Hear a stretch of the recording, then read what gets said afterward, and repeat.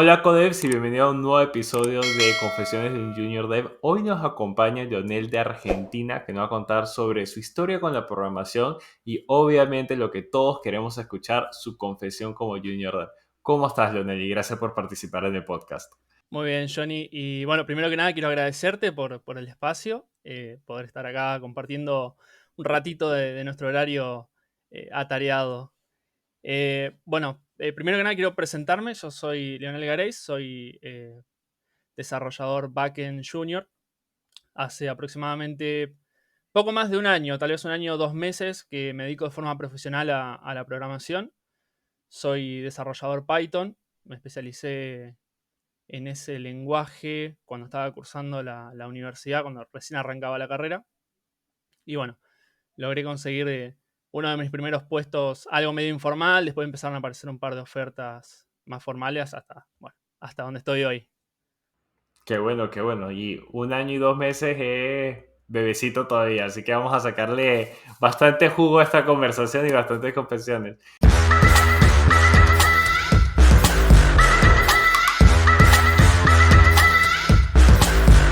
Leonel, a mí me encanta empezar este podcast siempre haciendo la misma pregunta y es, ¿qué es lo que te atrajo al mundo de la programación? Mira, yo, por lo menos en mi caso, he escuchado otros capítulos del podcast, que, bueno, por cierto, si no lo están escuchando los capítulos anteriores, deberían escucharlos. Em, Yo en el colegio secundario, por lo menos acá en Argentina, es el paso previo, es el nivel educativo previo a la universidad. No tuve una orientación a la informática, por lo tanto, entré un poco al azar, un poco porque me llamó la atención. Eh, yo creo que lo que me hizo un boom en la cabeza fue ver a mi tío en ese momento, estaba desarrollando una app para bueno, él trabaja en una metalúrgica y programa por hobby en realidad.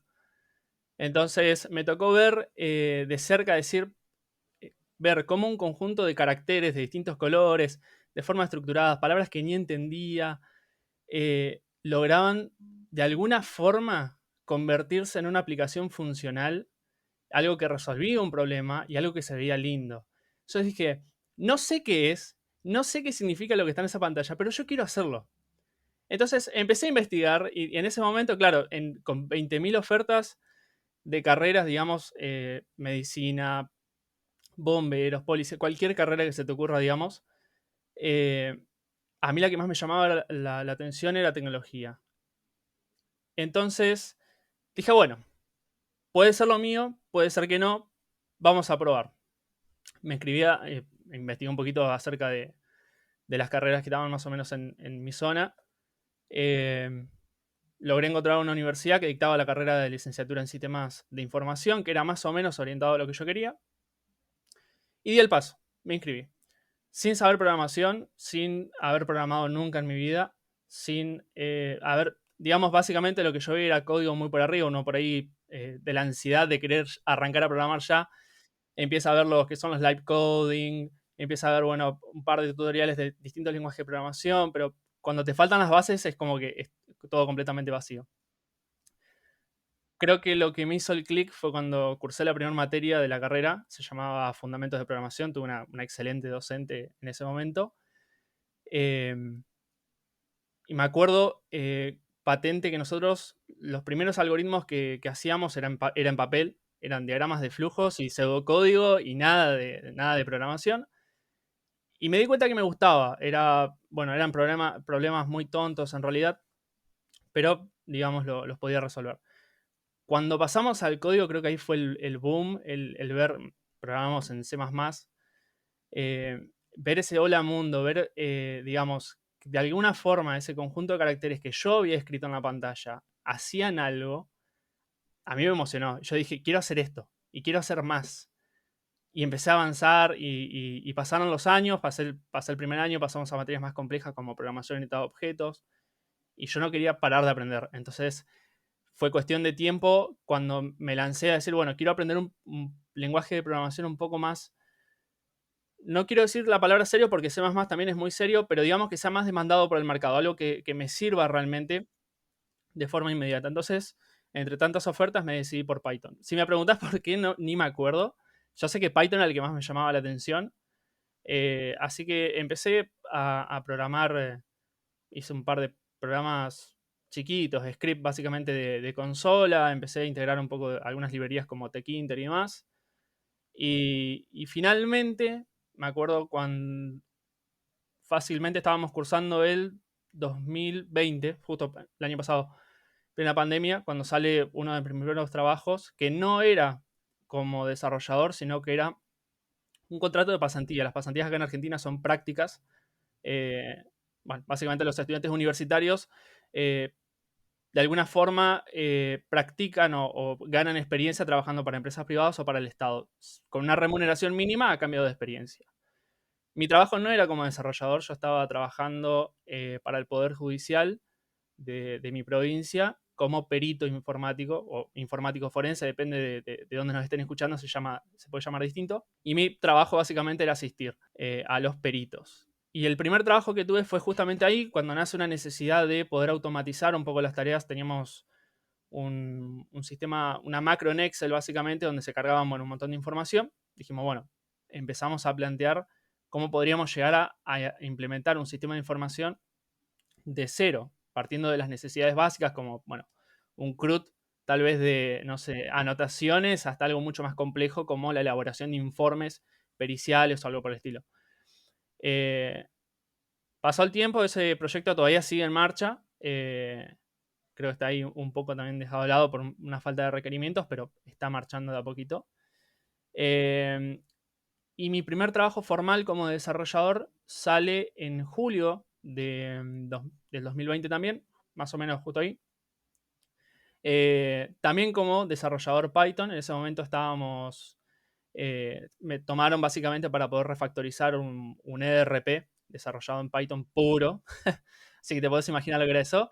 Y bueno, es gigante, pero la verdad que fue una tarea muy entretenida porque me llevó a aprender aún más el lenguaje y a entender un poco también la dinámica del negocio, ¿no? Porque uno por ahí puede verlo con, no sé, digamos, no es lo mismo trabajar con tareas simples como armar un to-do o una conexión a una base de datos a trabajar con un ERP, con la complejidad que eso lleva, ¿no? Estuve trabajando, sigo trabajando actualmente para la empresa como programador independiente. En mayo de este año finaliza mi contrato con el Poder Judicial y arranqué a trabajar por 3 meses para una software factory también de acá de Argentina, de forma remota, como programador Python. Eh, y ahí fue más o menos muy parecido a lo que ya estaba haciendo con la otra empresa. Era, bueno, básicamente tomar un cliente, necesidades, también tenía una suerte de ERP. Así que fue cuestión de seguir incorporando lo que ya sabía. Y en cuestión de meses, en junio, antes de finalizar, más o menos mediados de junio, sale una oferta para más formal y en blanco, por ese momento para los dos trabajos ya estaba como independiente, ¿no? Acá en Argentina eso es un poco complicado porque implica que vos tenés que facturar por tu cuenta, no hay un empleador que se haga cargo de eso, entonces, digamos, los impuestos que hay que pagar son un poco más altos. Entonces yo lo que buscaba en ese momento era un trabajo en blanco, algo en que, digamos, me permitiera estar en un lugar fijo sin tener que preocuparme del tema de los contratos, que vencen, no vencen, pueden renovar o no. Y se me da la oportunidad, justo me contactan por LinkedIn, una reclutadora de la empresa en la que estoy hoy. Así que nada, hasta tomé el trabajo y hasta el día de hoy sigo con esta empresa, que la verdad es una empresa enorme, digamos, con todo el negocio que ellos abarcan. Los equipos somos chiquitos igual. Es un trabajo bastante interesante y fue para mí un reto. Así que bueno, la verdad que contento. Buenísimo, no, Leonel, gracias por compartir literalmente toda tu historia desde lo que te metió al mundo de la programación, que fue tu tío escribiendo esas letritas en colores en una computadora, hasta ya literalmente suena que ya has pasado por 3 empresas en lo que va de año y medio nada más de, digamos, experiencia laboral profesional. Yo quiero justamente para las personas que lo están escuchando y aquellos que están recién empezando, recalcar un par de temitas que tocaste tú súper importantes que me encantaron. El primero es que tú entraste a la universidad sin saber nada de programación. Un poquito aquí, Exactamente. sabías lo que era, sabías lo que Sí, podrías llegar a ser. Y yo creo que las personas entienden que como que no necesitas saber para postular para entrar a la universidad a estudiar esto, o meterte en un curso de un bootcamp, o empezar por tu propia cuenta a empezar a indagar. Creo que hay lo importante que también da la educación y las universidades como tal, que a mí siempre me preguntan, ¿debería ir a estudiar a universidades? Ellos te van a dar un plan de estudio, todo es guiado, y creo que más allá estás estudiando con otras personas que también están recorriendo el camino contigo al mismo tiempo. Entonces tienes con Exactamente. quién apoyarte, lo cual es muy importante, muy, muy importante. Y o sea, y otra vez quiero recalcar esto porque te juro por Dios que yo, si pusiera una lista de todas las cosas que diría que debería de hacer una persona que de verdad quiere aprender a programar, tú estás check, check, check, check, check, así Sí, rapidito. Lo otro es, encontraste lo que te apasionaba, el cual era Python, y te enfocaste en ser un crack y genio en específicamente eso. En ningún momento me exactamente. dijiste, aprendí HTML o intenté CSS, no, no. Python a la vena, hasta el punto de que en la empresa donde que te contrataron para hacer A, terminaste haciendo B utilizando Python, porque sabías Python. Y creo que eso quede súper, súper claro para las personas que nos están escuchando o que nos están viendo a través de YouTube, es que ese enfoque maniático, porque lo quiero llamar así, porque es un enfoque maniático, al comienzo de tu carrera como programador, es lo que te va a llevar a tu primer trabajo. Es lo que te va a llevar Exactamente. a tu primer trabajo. Exactamente.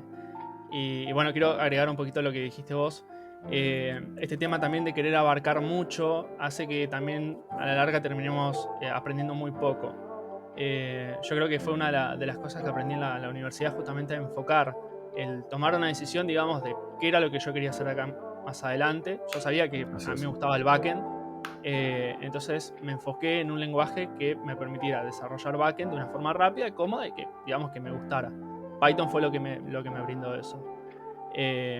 Así que sí, la verdad que el darle un enfoque a lo que vas a hacer hace que aprendas mucho más rápido. No te digo que hoy no trabajo con otras tecnologías. De hecho, en la Software Factory que estoy trabajando a medio tiempo como programador independiente, estamos trabajando con React, y React lo aprendí en más o menos un mes, creo, más o menos. Así a duras y a golpes y a base de cursos y un montón de blogs. Pero digamos, Claro. lo que yo quiero agregar es que no necesariamente toda tu vida te vas a dedicar a un solo lenguaje, sino que podés ir hacia otras tecnologías, pero creo que en un inicio el darle un enfoque es lo más importante, porque si no terminás queriendo ser un experto en todo y no terminás siendo un experto en nada. Así es. Así es. Y con la carrera de programación, que lo voy a repetir y nunca me voy a cansar de decirlo, tienes todo el tiempo del mundo. O sea, la Exactamente. gente se estresa tanto el comienzo de debería aprender esto, aprender aquello, pero es que este empleador quiere A, pero este quiere B, entonces terminas, como tú dices, totalmente desenfocado, no encuentras trabajo o sea, y tú vas a decir que estás totalmente de acuerdo conmigo, porque todas las personas que le digo eso, a ti en el trabajo te pagan por aprender, por convertirte mejor programador. Te están pagando literalmente, te pagan sueldo para que te vuelvas mejor programador. Exactamente. Sí, sí, sí. Y otra cosa que me gusta recalcar también es el tema de la universidad. Yo sé que por ahí es muy controversial y hay mucho debate por ahí. Obviamente que es una opinión personal y lo digo desde mi vivencia de haber arrancado de cero. Eh, la universidad, por lo menos las carreras universitarias, te permiten acortar mucho tiempo. Como bien dijiste, te dan un plan de carrera y eso hace que aprendas de una forma un poco más rápida. No necesitas salir a buscar una hoja, un roadmap para ver dónde vas a aprender. Eh, Creo que en mi caso, por lo menos, la carrera a mí lo que me enseñó mucho no fue la programación, porque básicamente tuve que salir a buscarlo afuera con un montón de libros y apuntes y demás, pero sí lo que me dio fue, y a muchos, digamos, de los que han cursado conmigo, a los que han asistido a las universidades, es ese análisis de los problemas, que yo creo que por ahí es lo que uno pierde de foco. Eh, lo digo porque me ha pasado y he visto, conozco mucha gente, digamos, que ha cursado conmigo y el cambio es rotundo. Realmente uno tiene que pensar en resolver un problema y no la tecnología. La tecnología viene después. Entonces, algo que yo, por ejemplo, hago mucho en mi día a día antes de plantear una solución es ponerme a pensar cómo lo voy a resolver y mínimamente algún diagrama UML meto en alguna hojita, algún bosquejo medio rápido para poder de alguna forma estructurar la idea. El código viene después. La solución se puede implementar con 20 tecnologías, pero la solución es una.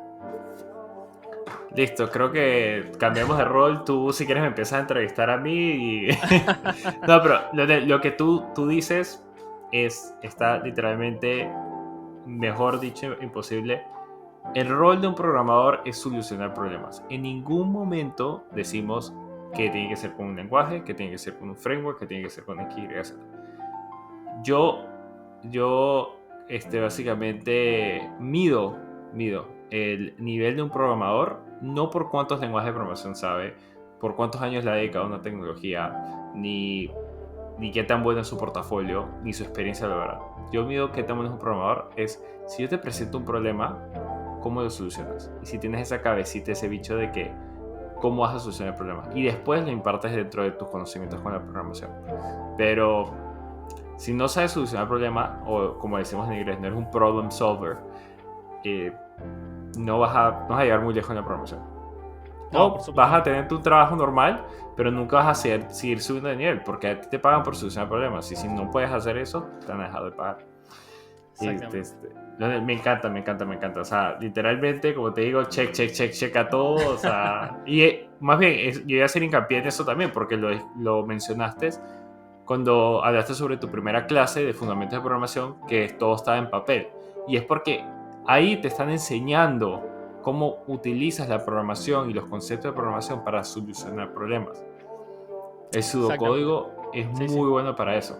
La lógica, cómo se mueven las partes y cómo esperas tú visualizar el flujo de información, que después se pasa básicamente en lo que llamaríamos nosotros el lenguaje de programación, que eventualmente son puros unos y ceros. O sea, la computadora no entiende Python, ¿entiendes? Él entiende unos y ceros. Claramente. Bueno, excelente, Leonel. Entonces vamos a pasar a la parte jugosa y tierna del podcast Del y de la podcast. entrevista. Así que te voy a preguntar, Leonel, ¿tienes alguna confesión que nos quieras contar sobre estos ya casi 16 meses de trabajo que llevas? ¿Alguna embarrada que has hecho? Ya tienes 3 empleos, así que tan mal no pudo haber sido. En alguno habré metido la pata. Sí, no, de hecho, lo he hecho. Yo trato de ser muy cuidadoso a la hora de plantear soluciones. Justamente por ese miedo de romper algo. ¿Sí? ¿No? Sabiendo que lo que estoy por romper es ajeno, no es mío. Si fuera mío no pasa Ok. nada. He roto un montón de proyectos, base de datos, no pasa. Si es mío no pasa nada, porque sé cómo reconstruirlo. Pero si es de una empresa, la situación se Ujú. complica. Eh, Fue justamente este año, no recuerdo si fue más o menos en junio. Fue más o Ok. menos mediado antes de esta entrevista con la empresa con la que estoy hoy. Hace 3 Eh, meses, en Hace 3 meses contexto. atrás. Estábamos trabajando en una nueva implementación para poder agregar a nuestro REST API, bueno, por lo menos el de la empresa, Ujú. poder agregar un nuevo endpoint y bueno, había que agregar un par de modelos. El tema es que, por cómo estaba planteado en su momento el diagrama de entidad de relación, básicamente, Ujú. y con esta nueva implementación, nosotros tenemos que hacer un par de modificaciones. Entre esas cosas, había que hacer que un par de modelos pierdan sus relaciones con otras tablas para que este nuevo modelo, esta nueva tabla, se relacione con los que ya estaban, ¿no? Ok. El problema es que hacer ese cambio brusco era muy grande, había muchos registros en la base de datos y poder llevarlo de una forma rápida era muy difícil. Entonces, me acuerdo que de tarea fue a la mañana, tuvimos el meet eh, con, el, con el cliente que nos dijo, bueno, planteen la solución, pongan el modelo, trabajen con el modelo nuevo, pero no toquen los foreign key de los modelos que ya están. Para quien no conoce Django, Django, bueno, básicamente trabaja con un ORM. Vos declarás Sí. los modelos de datos como si fueran clases, y él lo que hace después es mapearlo y llevar todos esos cambios a la base de datos. Cualquier cambio que uno haga, ya sea agregar alguna nueva columna o quitar una columna, ese cambio impacta en la base de datos cuando nosotros apliquemos las migraciones, ¿no? Yo me acuerdo que ese día había hecho un par de cambios. con mi base de datos de prueba. Nosotros, cada programador tenía su propio Docker corriendo Postgre con una copia de la base de datos para simplemente testear. La base de Sí, datos real estaba digamos, no teníamos nosotros acceso, tenía acceso solamente ya a lo que estaba en producción. Entonces pasó que yo empecé a trabajar con el nuevo endpoint, los serializadores, los viewsets, y dejé el modelo para lo último. Cuando estuve trabajando con el modelo, en algún momento me confundí y me perdí y hice volar esos foreign key que no tenía que haber tocado. Apliqué los cambios, todo en mi base de datos, todo se veía muy lindo, claro, porque no había datos que estén relacionados. Entonces el problema no se claro, veía ahí, porque no tenía datos relacionados. Entonces, claro, a simple vista todo parecía que funcionaba bien. Nosotros teníamos una rama de prueba, entonces yo lo que hacía era directamente tiraba un push. Nunca hacía un pull request. Yo decía, ¿por qué la gente hace un pull request si yo tengo acceso a un push? Entonces directamente lanzaba los cambios a la rama y ahí quedaron. Cada cierta cantidad de horas, después el cliente lo que hacía es traerse esos cambios. Nosotros, los programadores tenían que avisar que estaban los cambios, el programador se los traía, los mergeaba con la rama de producción y ya se ponían en producción los cambios. claro. ¿Cuál era el problema? Mi rama, por lo menos mi último commit, tenía algo que iba a romper absolutamente la base de datos, porque recordemos que no tenía que tocar esos foreign key, y fui y lo saqué. Me acuerdo que fue más o menos a las 6 de la tarde, yo tiré un commit, quedaron ahí las cosas. Por la noche, yo me olvidé, pero me acuerdo que dejé encima de mi mesa, encima de mi escritorio, el diagrama de entidad-relación. Básicamente yo tenía armado un bosquejito medio rápido. Y había algo Claro, que me hacía ruido. Yo decía, de algo, ¿viste cuando vos decís, me estoy olvidando de algo pero no me acuerdo de qué? Bueno, esto era sí, algo muy, muy parecido. Yo veía el diagrama y yo decía, de algo me estoy olvidando. En ese momento no me acordaba. Cuando me acuesto, porque quería dormir, estaba muy cansado, creo que los ojos cerrados me duraron 5 minutos cuando se me prendió la lamparita y me acordé que me había cargado las dos foreign key que no tenía que haber tocado de los dos modelos que se iban a romper. Me acuerdo que en ese momento así volaron las sábanas, me levanté, prendí la computadora, avisé en el chat de Slack que por favor no mergearan los cambios porque... Y entre que mandaba ese mensaje estaba abriendo el código, devolviendo otra vez el commit, volviendo como estaban los cambios. Nada, por suerte, si bien llegó a ser un susto, no llegó a subirse a producción porque en ese momento habían tenido un par de reuniones y se habían olvidado de mergear las ramas. Estuve a punto de cargarme la base de datos de producción por un error tan tonto como haber hecho volar dos foreign key de dos claro, modelos. claro, claro, claro. Creo que esa fue la No, embarrada más grande que tuve. y me imagino que como igual te pasó en local, que todo funcionaba de maravilla, en staging tampoco había relaciones, porque muchas veces ocurre eso. O sea, por más de que tratemos de que staging sea lo más cercano a producciones, nada, hay ciertas cosas que tú dices, "Bah, ¿para qué vamos a cargar la base de datos tan fuerte?" Pero Sí, ocurre. ocurre. A mí, yo también a veces es como que estamos listos para mergear todo y como que te pones a revisar el código o como que tus commits en GitHub o piensa el servicio que tengas y ves algo y dices como que esto va a romper todo. Y le empiezas a mandar a tal Ahí no te hace mensaje a todo ruido. el mundo. Sí, todo el mundo, por favor, no, paren, paren, paren. No, qué bueno. Lo muy importante de implementar CICD en Sí, desarrollo. sí, sí, sí. No, y creo que hablas de una experiencia que va a ocurrir no solamente el nivel de junior, sino más adelante y más adelante y más adelante. Eso de que dices, hay un sabor amargo en mi boca, ¿qué está pasando? Y ahí como Sí. que cuando menos esperas que te venga la inspiración, ¡pup! Ahí se te prende el fundido. Bueno, Leonel, muchísimas gracias por compartir esa historia, es muy entretenida, me encantó, me encantó. Y hablaste sobre lo que me gusta de tu historia, que también hablaste del nivel técnico, como que todos los procesos que tenías que hacer durante el trabajo, el tema, lo que estabas tocando como tal.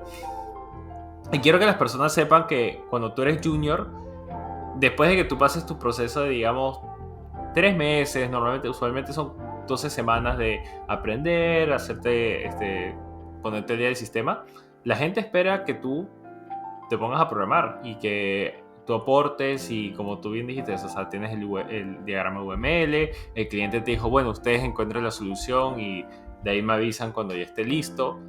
Y es importante entender y no tener miedo. Y es sorprendente que me cuentes todas estas cosas con tanta confianza, porque se nota que sabes lo que haces, que has estudiado bastante lo que estás trabajando y todo eso. Y espero que las personas que nos estén escuchando y todos los otros codeps se sientan cómodos también de darse cuenta que ellos pueden lograr hacer todas las cosas por sus lados también y mejorar como Claramente. programadores. Que me parece que eres un ejemplo a seguir, Leonel, la verdad. Para todos esos que están empezando y que quieren meterse en este mundillo hermoso de la programación, eres un ejemplo a seguir muy fuerte. Leonel, quiero pasar ya, ahorita que estamos hablando de la gente que quiere empezar, ¿qué recomendaciones o qué cosas crees tú que son sumamente importantes para ser un buen programador? Y quiero que me des las top 5 que se te ocurran. Uf, las top 5. Top 5. Te diría la frase célebre que me ha resonado mucho en la cabeza es el sin miedo al éxito. Ok, Creo que iría en el top 1. ok, me encanta. Creo que la segunda sería el ser autodidacta. Creo que es algo muy importante, más en un rubro que está en constante cambio. Estamos hablando de tecnologías que están saliendo en cuestión de meses, lenguajes, frameworks, cosas impensadas, ¿no? Yo me acuerdo cuando arranqué C++, en su momento en el 2017, era impensado ver hoy, por ejemplo, la versión 3 de Django, Python con una suerte de switch. Sí. Eh, Cosas, digamos, que en su momento no estaban y que están saliendo y que están avanzando. Nada. Así que cuestión de ser autodidacta y todos los días estar por lo menos aprendiendo, dedicarle unos 30 minutos, diría yo, a aprender algo, a leer algo. Sí. Tercero, yo creo que, no sé cómo decirlo, pero no tener miedo a fracasar. Creo que sería algo muy importante. Esto es algo, como dije en un principio, que vas a aprender a los golpes. Así que el fracaso va a estar siempre tocándote el hombro, siempre. Y no por eso vamos a tirar la toalla, ¿no? Hay que levantarse y seguir hasta que veamos que todos los tests hayan pasado. Y me quedé corto, creo que tengo las tres más importantes son esas. Ah, bueno, perfecto, me encanta, me encanta. Esas tres me encantaron. No le tengas miedo al éxito, ser autodidacta y No miedo al fracaso. no miedo al fracaso. Fracasar es totalmente normal, es parte del proceso de aprendizaje. Y más bien, yo creo que si no fracasas, o eres un dios de la programación y eres como ese niñito de 6 años que tiene el récord de Guinness de ser el primer niño, tiene 6 años y es licenciado en inteligencia artificial, una cosa así. Fue tremenda O esa eres, frase, sí. o eres ese niño y obviamente todas las cosas que te estamos diciendo a ti no aplican. O eres una persona normal que aprende los fracasos. O sea, si tú fracasas es porque intentaste algo nuevo que obviamente está fuera de tu zona de confort. Y al salir de nuestra zona de confort es que de verdad viene el crecimiento tanto personal como profesional en este caso. Así que me encantaron esas tres, Leonel, de que hace de verdad a un programador así súper estrella, rockstar, como decimos en nuestro mundo Claramente. de programación. Bueno, excelente, Leonel. No sé si tienes algunas últimas palabras para la comunidad de Codealo, a los codeps que nos están escuchando o viendo a través de YouTube. Me encantaría darte ahorita la plataforma para que digas unas últimas palabras antes que terminemos el episodio.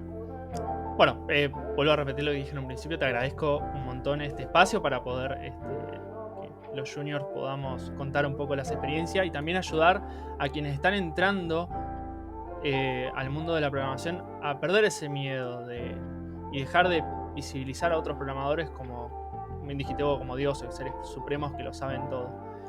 Acá yo creo que la mayoría de los que estamos trabajando de esto hoy en día hemos transpirado la camiseta muchísimo y nos hemos ido a dormir a las 6 de la mañana por terminar un programa o terminar de aprender algún curso o algo por el estilo. Entonces, yo lo que te diría es, lo que le diría a los que nos están escuchando es, anímense a dar ese primer paso.